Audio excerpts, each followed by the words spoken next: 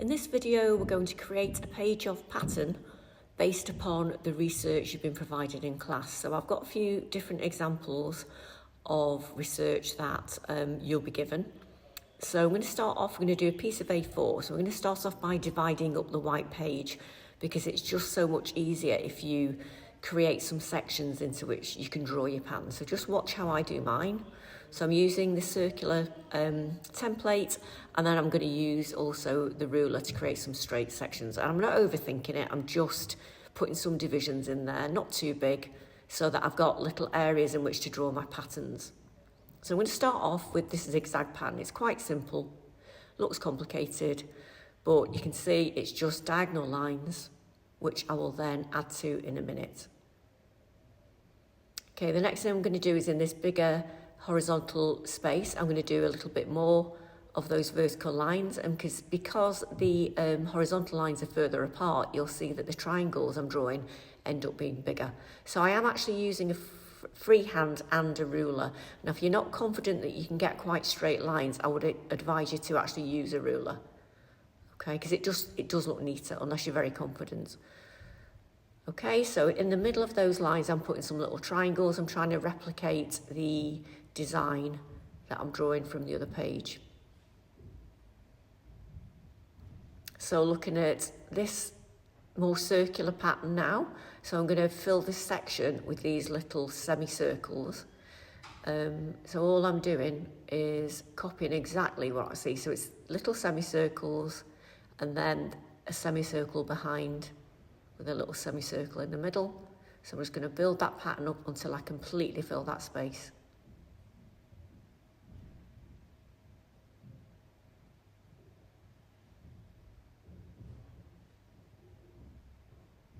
So as I've said, I'm not overthinking it, but I am actually trying to take care with what I'm drawing. I'm not just doing it very, really slapdash. I want it to look nice. So take your time and get as good an outcome as you can. Okay, so just filling up that final section.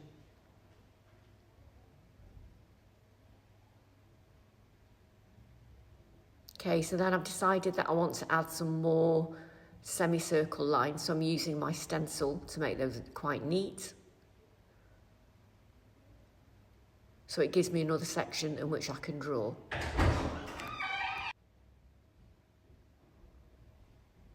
Okay, so I'm just finishing off my little triangle pattern.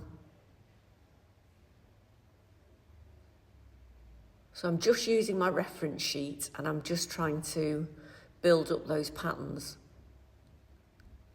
So just taking my time.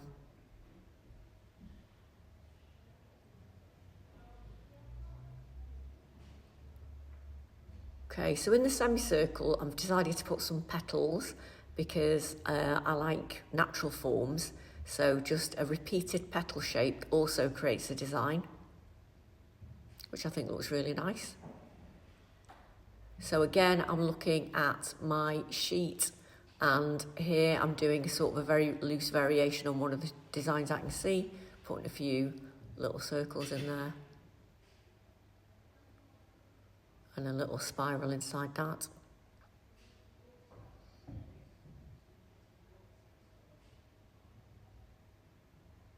Okay, I'm just going to put some little flower shapes. I've got the flower shape from one of the research pages.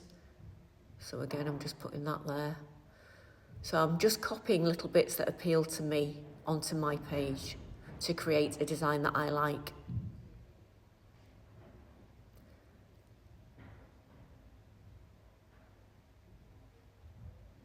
So just, because that's quite a big section, I'm just sort of making it a little bit smaller so I can get more patterns in there, using the ruler again.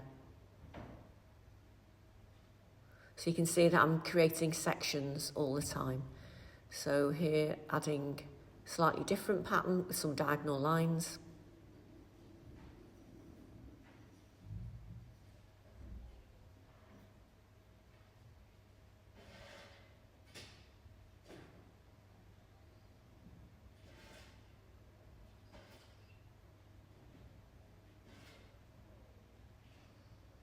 And then making those into a double line by just going over, doing a parallel line next to each of the lines, just drawing the same line again but next to it.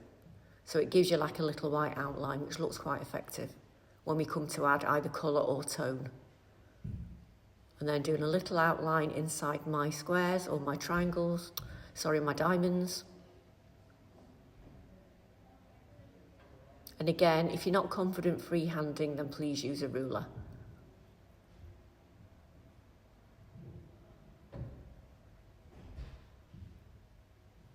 Adding some circles.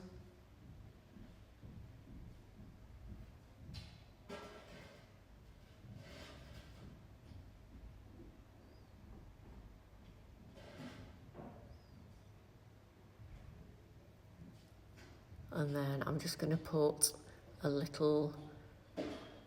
another pattern using lines, using vertical and horizontal lines. So just using my reference sheet to guide me. So horizontal lines in one square and then vertical lines in the one next to it, and so on and so forth, which is quite simple, but it actually looks quite effective. So that side is nearly completed.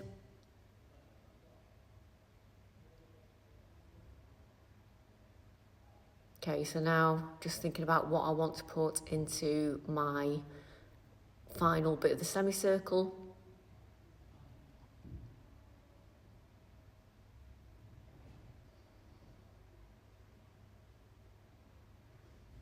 So what I thought I would do would be to replicate the pattern of the petals to make it into like, a sort of a bigger flower. So just putting that simple petal shape, like an almond shape, with a couple of lines to make the petals. And then the inside of a daisy has got lots of little circles if you ever look very closely. So I'm just putting those there. So just finishing that a little bit off. But then you'll see that I decided I actually like that daisy shape, so I decided to get rid of the semicircles I'd drawn on top and to actually continue the daisy shape all the way through. And I'll just end up rubbing out that line, the semicircle line that goes through it. So here again, I'm just creating a little white border on my lines into which I can put my final bit of pattern, which I do tidy this line up because it looks a bit messy. So I just get a rubber in a minute and tidy it up.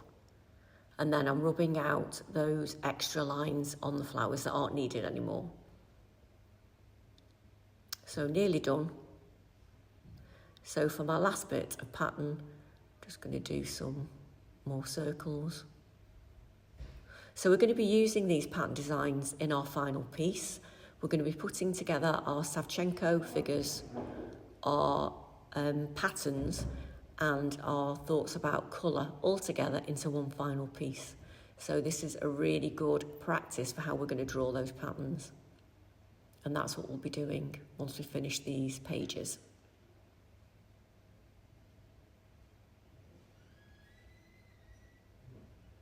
Okay, so that's the end product. I'm very happy with that, and you'll be having a go at this in class.